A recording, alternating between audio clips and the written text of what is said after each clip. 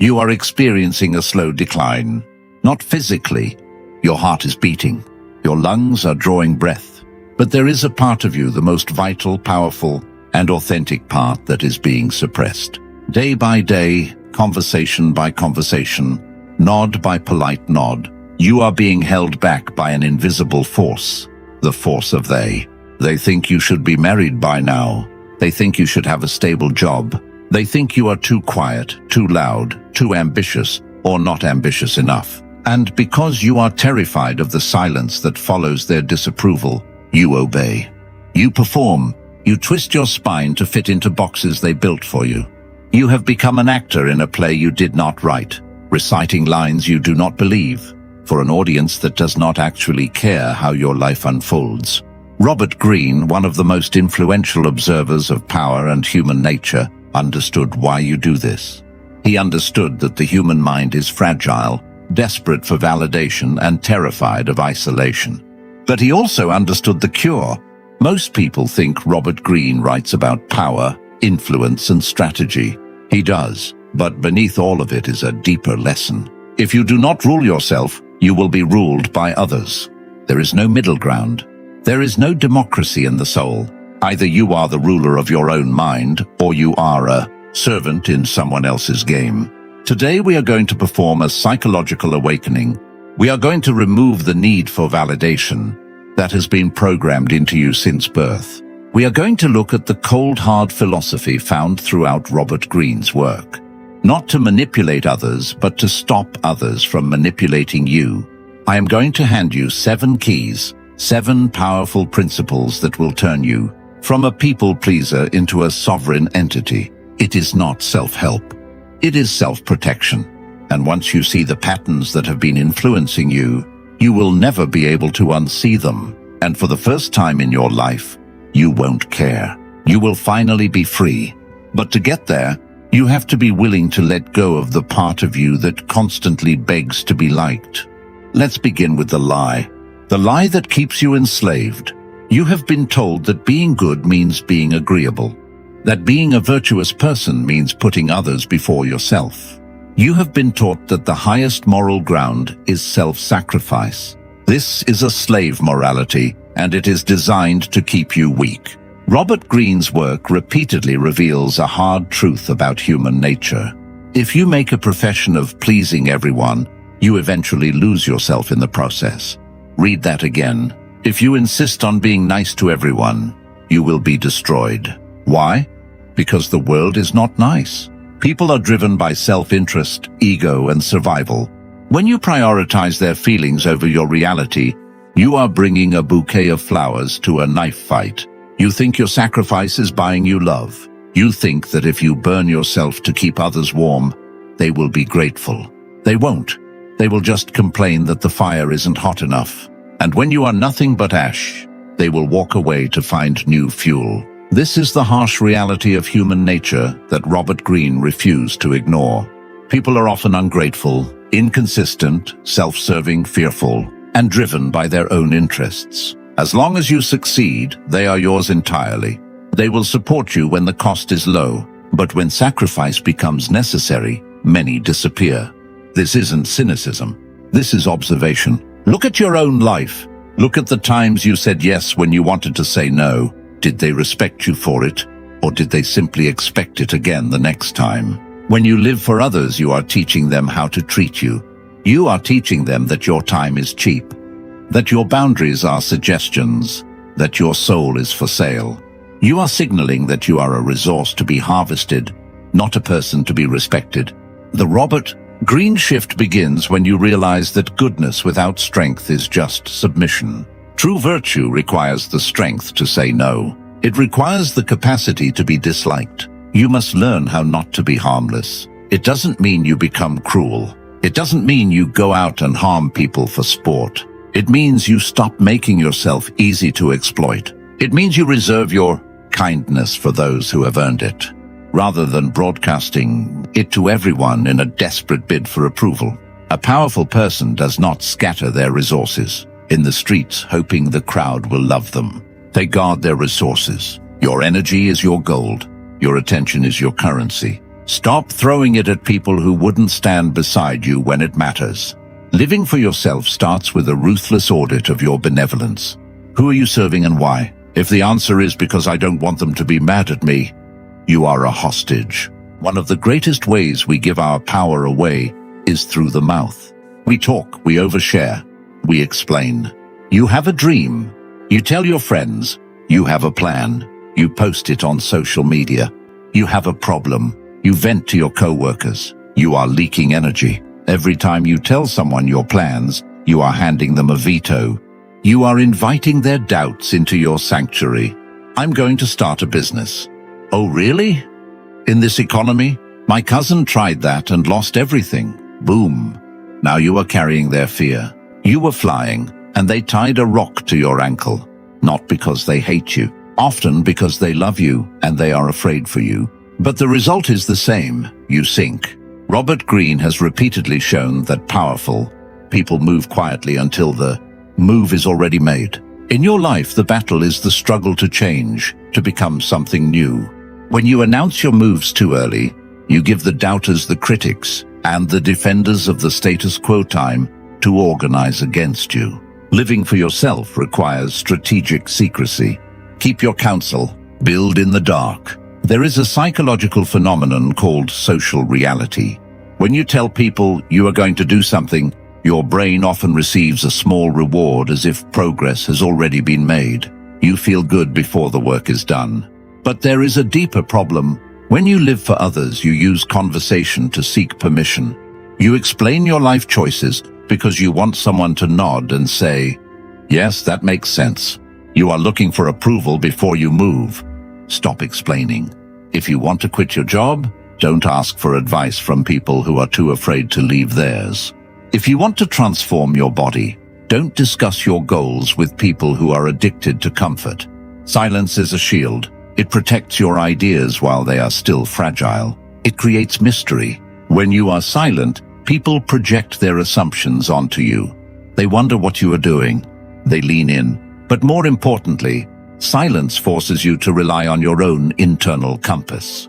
When you stop asking, what do you think? You are forced to ask, what do I think? At first, that silence feels uncomfortable. You will feel the void where validation used to be. Sit in that void. That is where you meet yourself. That is where strength is forged. Robert Greene's philosophy demands that before you consult the world, you consult yourself. Become a black box. Information goes in, observation goes in, strategy goes in, but nothing comes out until the result is finished. When you finally present the world with a new career, a transformed body, a completed project, or a new life, people can argue with your plans all day long, but results speak a language nobody can debate. Robert Greene suggests a different approach. Contempt, not the emotional, reactive kind. The cold, indifferent kind. The kind that looks at a barking dog and doesn't bark back. When you live for yourself, you treat the opinions of others like the weather. You might carry an umbrella if it rains, but you don't scream at the clouds. You simply adjust and keep walking toward your destination. You must become the only spectator in your theater. You write the play. You act the role. You critique the performance. If you are satisfied with what you see in the mirror, the silence of the crowd means nothing. This is one of the most misunderstood ideas in power dynamics. Strip away the politics and apply it to your psychology. We are not talking about intimidating your friends. We are talking about respect. In the modern world, respect is often more valuable than likability. Most people choose likability. They want to be the easygoing friend, the accommodating employee, the agreeable partner. They think likability is a safety net. It is not. It is a trap. When you prioritize being liked, you become malleable. You have no edges. You become whatever other people need you to be. And people do not respect that. They use it. Respect comes from having standards. It comes from having boundaries that cannot be negotiated. It comes from the quiet understanding that you are capable of walking away. That is where real power begins. If you live for others, you are terrified of them leaving you. If you live for yourself, you are comfortable leaving what no longer serves you. The dynamic flips. Think about the people you respect most. Are they the ones who agree with everything you say? Are they the ones who apologize for existing? No. They are the ones who have a code. They are the ones who say no without needing a 10-minute explanation. They are the ones who are willing to create friction to protect their values. You may not always like them, but you respect them. Their praise means something because it is rare. Their time means something because it is protected. Robert Greene teaches that you cannot build a life on the foundation of being liked. It is too unstable. People's moods change. Their preferences change. Their loyalties change. If your identity depends on their approval, your entire world will collapse every time the wind shifts. But if your identity is built on self-respect, that foundation becomes stone. To live for yourself, you must be willing to let people dislike you. In fact, you should welcome it. If nobody dislikes you, you are probably standing for nothing. Dislike is often proof that you have drawn a boundary. It means you have occupied space. It means you have said, "This is who I am," and someone else didn't like it. And you refuse to move. Stop trying to be the nice guy. Be the competent man. Be the formidable woman. Be the person with a mission so compelling that whether people join you or reject you becomes irrelevant to the outcome. Why is this so hard? Why does the thought of disappointing your parents, your partner, or even strangers on the internet make your stomach churn? Because you are addicted to the audience. Biologically, we are wired for tribes. Ancestrally, being cast out meant death. If the tribe didn't like you, you starved, or you were eaten by predators. So the brain developed a survival mechanism, anxiety. That spike of fear you feel when someone criticizes you. That's your primitive brain screaming danger. Exile imminent. Fix it. Apologize. Submit. But you are not living in that world anymore. You are in the 21st century. If your boss dislikes your presentation, you won't starve. If your parents don't like your life choices, you won't be abandoned in the wilderness. The danger is a hallucination, but the cage it creates is real. You have built a mental theater. In this theater, the seats are filled with everyone you have ever known. Your teacher, the popular kids from school, your ex, your colleagues, society at large. Every decision you make, you look up at them. You wait for applause. You fear the booing. Should I take this job? Look at the audience. Should I wear this outfit? Look at the audience. Should I speak my truth? Look at the audience. Robert Greene's philosophy demands something different. Clear the theater. He understood that reputation is a tool, not a master. A powerful person cares what people think only insofar as it serves a strategy. They do not depend on public approval for emotional stability. There is a profound difference between managing perception and needing validation. Managing perception is power. It is calculated. If I remain silent here, I create mystery. If I show confidence here, I gain influence. Needing validation is weakness. It is reactive. I hope they think I'm intelligent. I hope they think I'm successful. I hope they approve of me. The moment you need them to clap, they own you. To live for yourself, you must fire the audience. You must realize that most people are not looking at you. They are looking at themselves. They are obsessing over their own performance in their own mental theaters. They don't have time to analyze your script because they are too busy memorizing theirs. And even if they are judging you, so what? What is an opinion? It is not a weapon. It is not a prison. It is simply a thought inside someone else's head. Why are you letting a chemical reaction in another person's brain dictate the direction of your life? When you finally stop doing that, you stop performing and start living. We have secured the mind. Now we must secure the perimeter. Robert Greene has written extensively about alliances, influence, and the hidden motives that drive human relationships. One lesson appears again and again. Not everyone around you wants the same future you want. Some people are attached to the version of you that is easiest to control. Look at your circle. Who is only around when you have something to offer? When you are the one paying, helping, entertaining, or solving problems? Who disappears when you need support? Who constantly pulls you into drama, negativity, and distractions that have nothing to do with your goals? Living for yourself requires a brutal audit of your alliances. This is where most people fail because they are sentimental. They hold on to childhood friends who have grown into toxic adults. They hold on to family members who use guilt as a weapon. They hold on to partners who quietly mock their ambition. They tell themselves, "But we have history."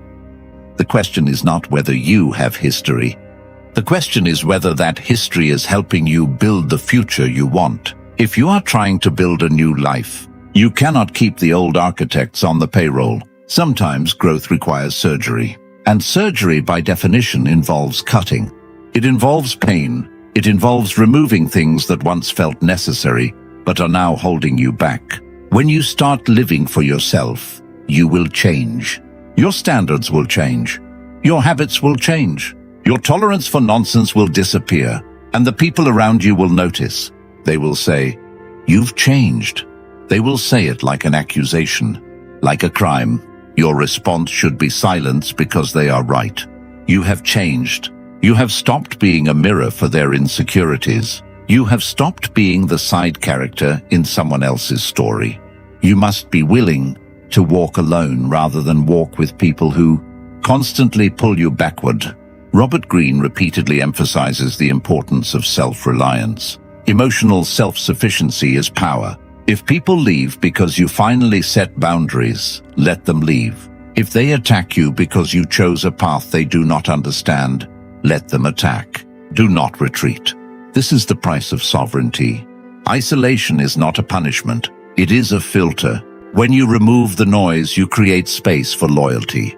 You create space for people who respect the person you are becoming, instead of depending on the person you used to be. But first, you must be willing to sit in the empty room. You must be willing to endure the social winter. Most people would rather sit in a crowded room full of fake relationships than sit alone with their dignity. Be the exception. Choose the cold. The cold preserves. The heat of false relationships only rots. If you are living for others, you are a thief. You are stealing from your future self to pay off the debts of your present insecurity. Time is the only resource that can never be recovered. Money can be regained. Status can be regained. Relationships can be rebuilt. But time once spent disappears forever. Robert Greene repeatedly highlights the importance of timing and opportunity. Every meaningful life is built on recognizing the right moment and acting before it closes. But when you live for others, you miss those moments. You spend hours listening to people complain about problems they have no intention of solving. You spend weekends attending events you never wanted to attend. You spend years pursuing careers, goals, and lifestyles chosen by someone else. This is not kindness. It is self-abandonment. To live for yourself, you must become ruthless with your time. Someone asks for a favor that drains your energy. No. An invitation to an obligation you secretly dread. No. A request for attention that contributes nothing to your mission. No. You do not need to be aggressive. You do not need to be hostile. You simply need to become unavailable. Think about it. Why is your attention available to everyone? Why do you allow anyone with a notification, a message, or a demand to walk into your mind and take what they want? Powerful people protect access. They have gates. They have walls. They choose carefully what enters their world. Yet most people leave the gates wide open and wonder why they feel exhausted. When you start protecting your time, people will call you selfish. They will say you are difficult to reach. Good. You should be difficult to reach. Rare things are valuable. Common things are ignored. If you are always available, you train people to see your time as cheap.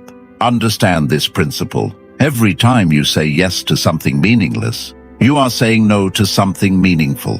You are saying no to your health, no to your craft, no to your peace of mind, no to the future you claim you want. You are sacrificing long-term fulfillment for short-term approval.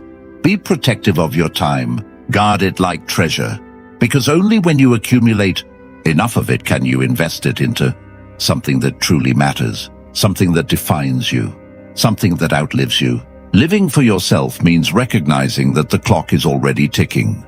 The sand is already falling. Do not let other people hold your hourglass. So what happens when you cut the strings? What happens when you stop performing stop oversharing, stop pleasing, and stop wasting time, you enter a different state. A state Robert Greene has explored throughout his work. The state of personal power, the ability to impose your will upon reality rather than allowing reality to impose itself upon you. When you live for yourself, you reclaim that power. You stop being a victim of circumstance. You stop saying, I can't do this because my family won't let me, or I can't do this because society expects something else from me. You realize that the greatest barrier was never the world around you. It was your willingness to surrender control of your life to other people. This is the most terrifying stage of the journey because when you blame others, you are safe. If your unhappiness is their fault, then you never have to change. If your lack of progress is caused by society, your parents, your boss, or your circumstances, then you are protected from responsibility. It is a comfortable prison, but the moment you take back control, everything changes. If you fail now, the responsibility belongs to you. That weight is frightening, but it is also freedom. Robert Greene spent decades studying powerful figures throughout history. One pattern appears again and again. The people who shaped their destiny stopped waiting for permission. They stopped asking whether the crowd approved. They stopped looking for validation. Instead, they focused on mastery. They focused on action. They focused on becoming stronger than the forces trying to control them. Your life is no different. Your life is your work of art. Your actions are your signature. When you stop living for applause, you begin working for something greater. You begin doing things because they matter, not because they are rewarded. You start learning because knowledge sharpens your mind. You start training because strength changes your relationship with the world. You start creating because expression is part of who you are. This is the point where you become difficult to control, because a person who no longer depends on constant approval becomes unpredictable. If you don't need validation, shame loses its power over you. If you don't need acceptance, rejection loses its sting. If you don't need permission, obstacles lose much of their influence. You become an exception, a person operating by an internal code instead of external pressure. And that is where true freedom begins. Here is the twist, the paradox that Robert Greene understood but few people are willing to admit. By living for yourself, you actually become better for the world. The person who lives for others is often resentful. They are bitter. They give with hidden expectations. They become passive-aggressive when their sacrifices go unnoticed. Their kindness becomes a transaction. Their generosity becomes a debt that others are expected to repay. They pollute their relationships with unspoken obligations. But the person who lives for themselves is different. They are full. They are not giving because they need approval. They are giving because they choose to. When they help genuinely. When they love from strength rather than desperation.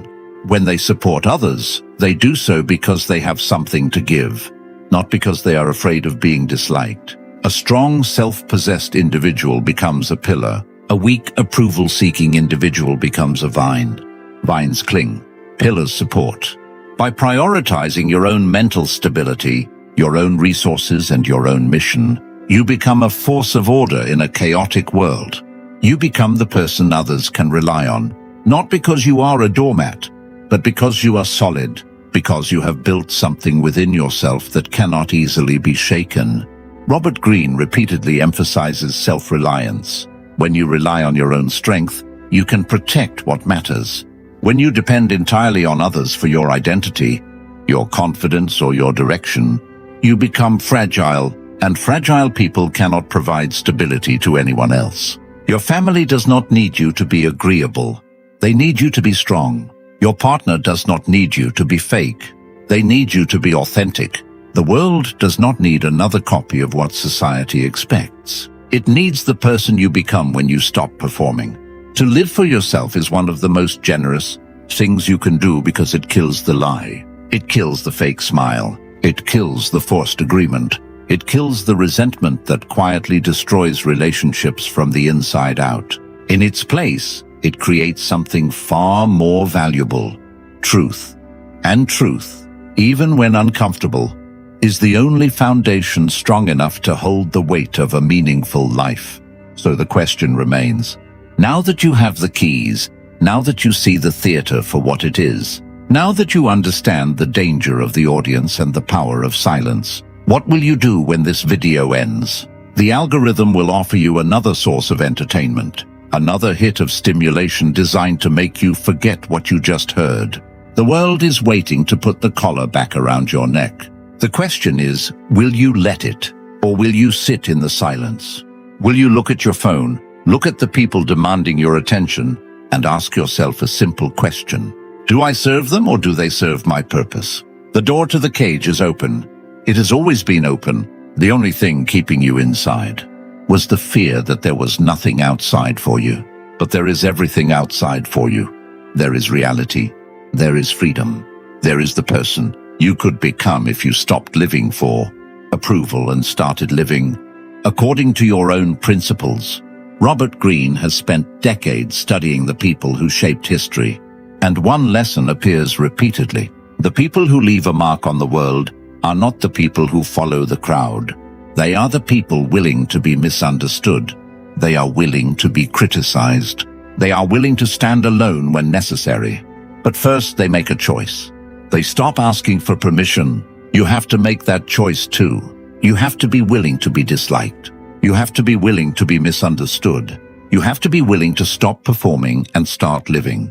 Because the moment you no longer need the crowd to approve of your path, you become free to walk it.